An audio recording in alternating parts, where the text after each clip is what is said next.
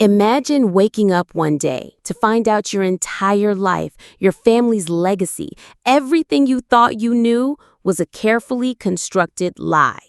Imagine learning that the person you shared a childhood with, your own sister, was capable of a betrayal so deep, so calculated, it defied belief. This isn't just a story about a family falling apart.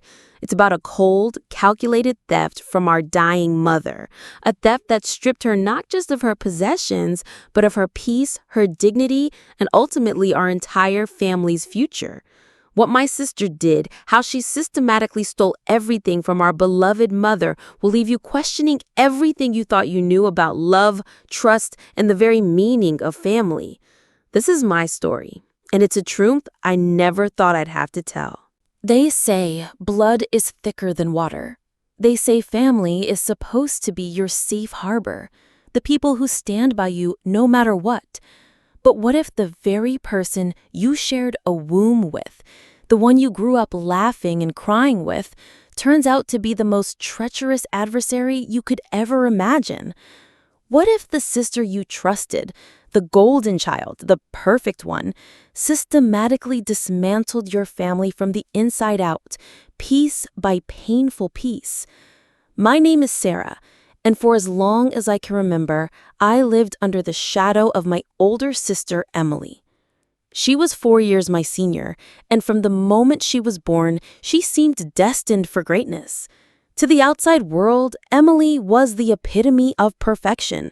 Straight A's throughout school, a scholarship to an Ivy League university, followed by a high-flying career in corporate law. She married a successful doctor, bought a sprawling house in the best part of town, and had 2 beautiful, seemingly perfect children. She truly had it all. And I was just Sarah, the artist, the dreamer, the one who lived life a little more untethered. I pursued my passion for painting and sculpting, often finding beauty in the unconventional, a stark contrast to Emily's meticulously planned existence. Our parents, bless their hearts, always tried to be fair, to give us equal love and opportunities, but there was an unspoken understanding, a quiet preference for Emily's stability, her undeniable achievements, her predictable success. I loved my sister, truly, fiercely, even though a tiny part of me always felt like I was subtly competing for a love that was already fully given elsewhere. We had our moments, like all siblings do, but I never, not once, imagined the depths to which our relationship would plunge. This isn't a story about petty sibling rivalry. This is a story about betrayal, so profound, so calculating, that it ripped our family apart, leaving a trail of devastation that I'm still trying to navigate. It's a story about how my sister, the one who always did everything right, stole everything from our dying mother. Not just material possessions, but peace, dignity, and the very essence of trust. Our mother, Eleanor, was truly the heart of our family. She was a woman of incredible grace, intellect, and resilience. She had an unwavering optimism and always had a twinkle in her eye, even when facing life's toughest challenges. She was also meticulously organized and incredibly astute about her affairs. She'd worked hard her entire life, building a significant estate through smart investments and careful planning. She owned a beautiful home in the suburbs, a charming vacation cottage by the lake that was our cherished family getaway, and a portfolio of investments that she managed herself with surprising acumen. She had her will, her trusts, and all her financial documents in perfect, updated order. Mom often joked that her biggest fear was being a burden to her children, and she had taken every conceivable step to ensure she wouldn't be. She always preached about the importance of independence and self-reliance, something I, as an artist, probably embodied more than Emily, who thrived within structured systems. The first crack in our seemingly perfect family facade appeared about 5 years ago, and it was devastatingly subtle at first. Mom started showing the early, insidious signs of memory loss. It began with simple things: misplacing her keys more often, forgetting the names of minor acquaintances, or repeating recent conversations within a few minutes. We, in our denial and hopeful ignorance, dismissed it as normal aging, perhaps just a busy week or a momentary lapse. "Oh, Mom, you're just getting a bit forgetful," we chuckle, trying to lighten the mood, to believe it was nothing serious. But then it became more pronounced, more alarming. She would lose her way in familiar neighborhoods. Conversations would loop endlessly, and familiar faces would occasionally draw a blank, replaced by a momentary, terrifying confusion in her eyes.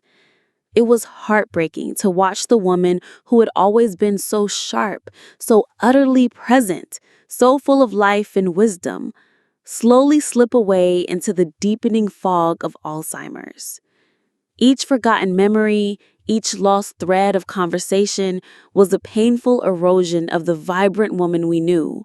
Emily, ever the responsible one, the corporate lawyer who thrived on order and control, immediately stepped in. She insisted on taking charge of Mom's medical appointments, managing her finances, everything. And honestly, at first, I was deeply, profoundly relieved. I was in the middle of a major art commission, an emotionally demanding project that required my full focus. And truthfully, the thought of navigating Mom's accelerating decline was overwhelming, heartbreaking. Emily assured me she had it all under control. "Don't worry, Sarah," she'd say, her voice calm, measured, and reassuring. "I'll handle everything. You focus on your art. Mom needs someone stable and organized right now, and I'm best equipped for that." Her words were a balm to my anxious soul, masking the insidious changes that were already beginning to take root. Changes that I was too trusting, too overwhelmed to fully perceive. As Mom's condition progressed to full-blown, undeniable Alzheimer's, Emily made a significant move. She decided to move into Mom's sprawling house. She presented it as an act of pure selflessness, an altruistic decision to provide Mom with round-the-clock care, ensuring her safety and well-being. And again, I didn't question it. It sounded logical, even noble. I remember thinking, Emily is truly stepping up, being the perfect daughter. She would give me updates, often brief, sometimes a little dismissive. "Mom's fine, just a bit confused today. Don't worry about visiting, I've got it covered, she's resting." Or, "We just finished a big appointment, she's exhausted, best not to upset her." I tried to visit, of course, driving over to the familiar family home, but Emily always seemed to have an excuse ready, a perfectly rational explanation to prevent my entry. The visits became fewer and further between, not because I didn't desperately want to see my mother, but because Emily had effectively erected an invisible yet impenetrable wall around her. It was isolating, both for me and, tragically, for Mom, though I didn't fully realize the extent of that isolation until much, much later. I vividly recall one particular phone call, about a year and a half after Emily had moved in. A creeping sense of unease had begun to settle in my gut. I asked her about Mom's long-term care plans, about her finances, about the specifics of her will. My mother had always been incredibly transparent about her estate, explicitly telling us that her substantial wealth, especially the beloved family home and the charming vacation cottage, were to be divided equally between us. Emily scoffed, a dismissive sound that grated on my nerves. "Sarah, you honestly don't understand how complicated these things are. The cost of Mom's specialized care is astronomical. I'm handling everything. Mom gave me power of attorney years ago, remember? It gives me full, absolute authority over her finances and legal decisions." I did vaguely remember that conversation from a distant time years ago when Mom was still sharp, still entirely herself. It was just a formality then, a backup plan, a just-in-case scenario. I never, in my wildest dreams, imagined it would be used like this, as a weapon to control, to exclude, to ultimately destroy. I tried desperately to shake off my growing unease. After all, this was Emily, my sister, my own flesh and blood, the one who always did things by the book, the pillar of responsibility, the golden child. But the subtle whispers, the tiny cracks in the perfect facade, started to become undeniable. The first came from a distant cousin, a sweet, elderly woman named Aunt Clara, who called me out of the blue, her voice tinged with surprise and confusion. She expressed how odd it was that Emily had sold Mom's beloved vacation cottage, the one Mom had specifically told me she intended to leave to me in her original will, without even mentioning it to me. I thought it was rather strange, dear, Aunt Clara had said, her voice a little wavering. But Emily assured me it was a collective family decision to cover your mother's rapidly rising medical costs. My stomach twisted into a knot, a cold, sharp dread beginning to spread through me. Then, just a few weeks later, a call from Mom's old financial advisor, a meticulous man named Mr. Harrison, who had known our family for decades. His voice was unusually strained, hesitant, almost reluctant. He carefully asked if I was aware of recent large transfers from Mom's accounts. "Significant withdrawals, Sarah," he'd said, his voice dropping to a near whisper, "and several large asset sales." I tried repeatedly to contact my mother directly to confirm, but Emily steadfastly insisted she was too unwell to speak or even take calls. My heart dropped, a cold, heavy dread washing over me, chilling me to the bone. This wasn't just forgetful aging or mismanagement anymore. This was something far more sinister. I had to confront her. I drove to the house unannounced, something I rarely, if ever, did. Emily met me at the door, her face immediately contorted with the furious, defensive anger. "What are you doing here, Sarah?" "It's for Mom's care, Sarah. These things are astronomically expensive. You wouldn't understand, would you? You're always off in your whimsical art world, disconnected from reality, oblivious to the practicalities of life." Her words stung, lashing out like whips, designed to make me feel small, irrelevant. But something in her eyes, a fleeting flash of something I couldn't quite place, was it fear? Guilt? Made me realize this wasn't just about financial burden. This was about absolute control, about carefully guarded secrets. She was protecting something, or rather, hiding something. It was when Mom was finally admitted to hospice, her beautiful, strong, once vibrant mother was fading fast, her once brilliant spark now a faint, flickering flame. I spent every precious moment I could by her side, holding her frail hand, whispering cherished memories from our past, singing her favorite lullabies, trying to bring her some comfort in her final days. Emily, however, was rarely there. She was always busy with important calls, flitting in and out for brief, almost performative visits, never truly engaging, never truly present. During one of my quiet, intimate moments with Mom, a kind, empathetic hospice nurse, bless her heart, mentioned something offhand, something that would tear through the last vestiges of my denial. "It's a shame about Mrs. Eleanor's beautiful antique jewelry," she mused, her voice gentle. "Such unique pieces, especially that sapphire necklace. Her daughter said she wanted them appraised for sale to cover medical costs, but it seemed so strange to me as they were clearly cherished heirlooms and her accounts seemed remarkably well-funded for her needs here." My blood ran cold. The world tilted on its axis. Mom's jewelry was legendary in our family. Every piece had a story, a history dating back generations. She had specifically designated several pieces for me and others for Emily in her original will, often showing them to us, recounting their history. The thought of them being sold, especially without my knowledge, under the guise of medical costs when Mom had more than ample funds, was a gut punch that took my breath away. This was not right. This was not just manipulation. This was outright calculated theft. This was elder abuse, hiding in plain sight. That was the precise moment I stopped being Sarah, the quiet artist, and became Sarah, the relentless investigator. The artist's sensitivity was replaced by a steely resolve.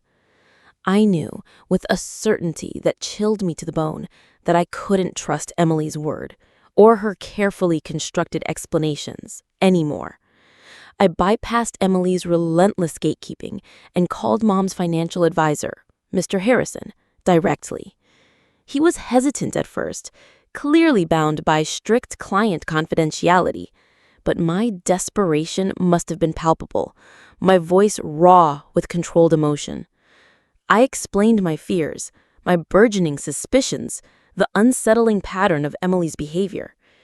He sighed, a heavy, tired sound that spoke volumes, and then carefully, cautiously hinted that Mom's finances had been restructured significantly, and most damning of all, that a new will had been executed. A new will, he clarified, leaving almost everything, literally everything, to Emily, and effectively disinheriting me. A new will signed after Mom had been diagnosed with severe cognitive decline, after she had been living under Emily's constant care, and after Emily had taken full control of her life and assets.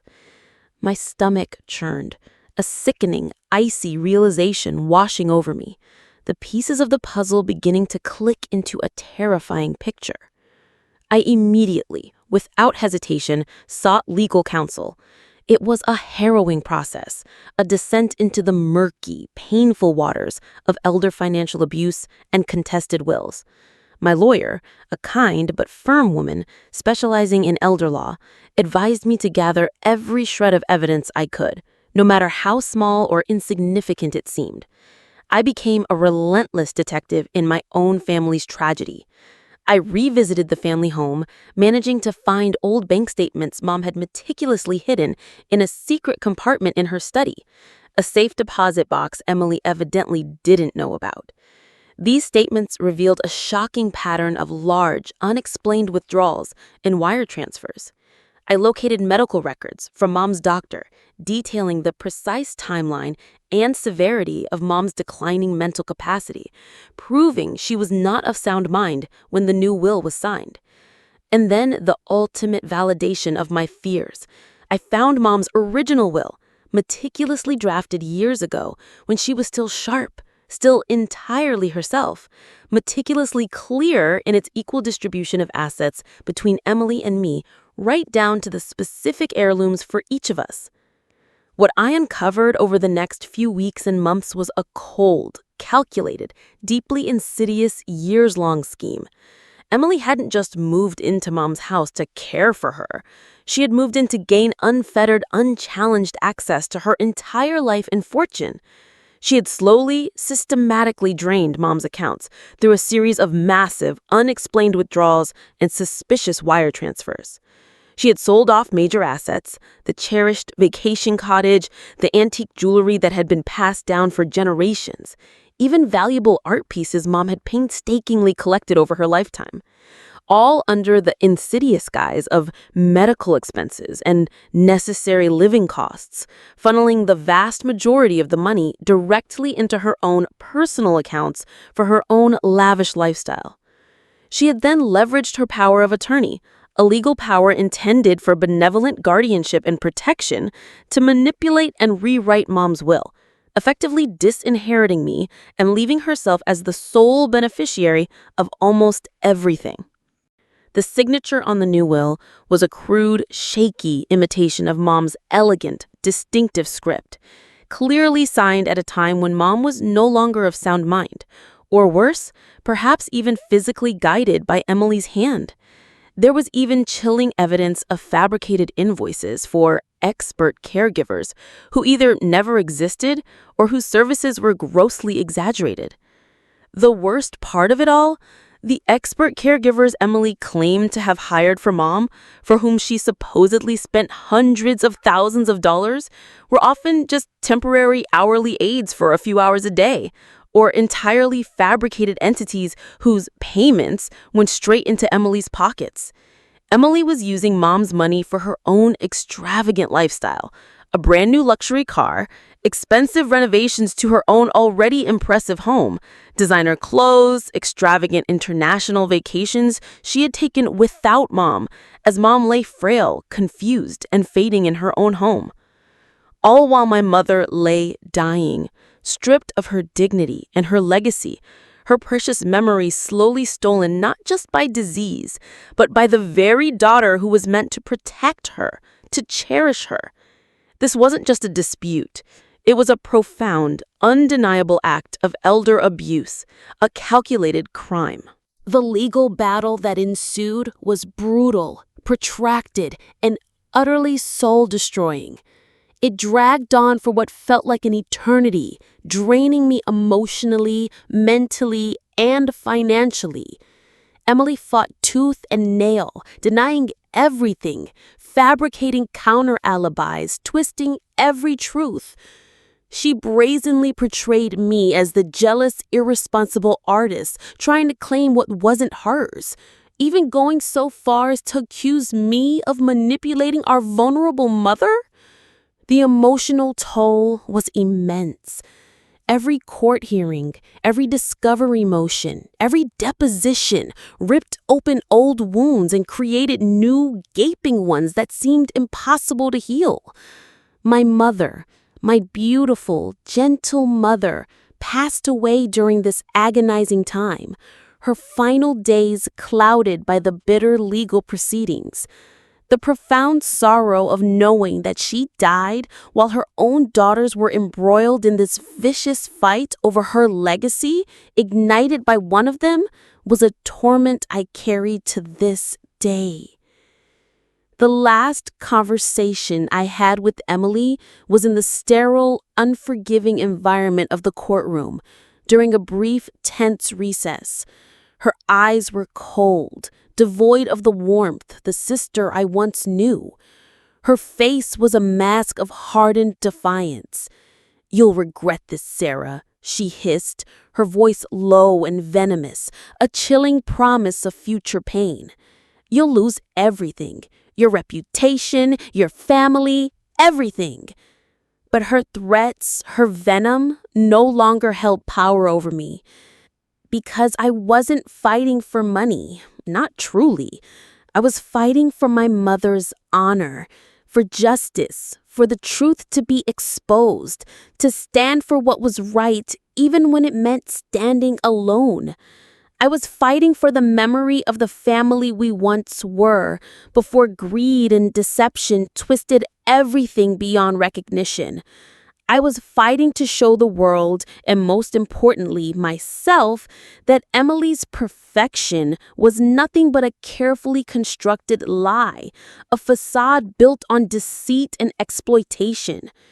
The victory, when it finally came, felt hollow, bittersweet. The new fraudulent will was invalidated. The power of attorney was revoked. Emily was ordered to return the misappropriated funds, though the full extent of recovery remains to be seen.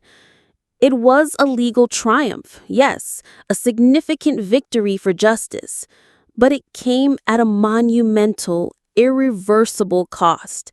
The family was shattered beyond repair. My relationship with Emily is and will forever be irreparable. The trust is gone, replaced by a chasm of betrayal so deep it feels like an ocean, a void that can never be filled. This story isn't just about money or inheritance.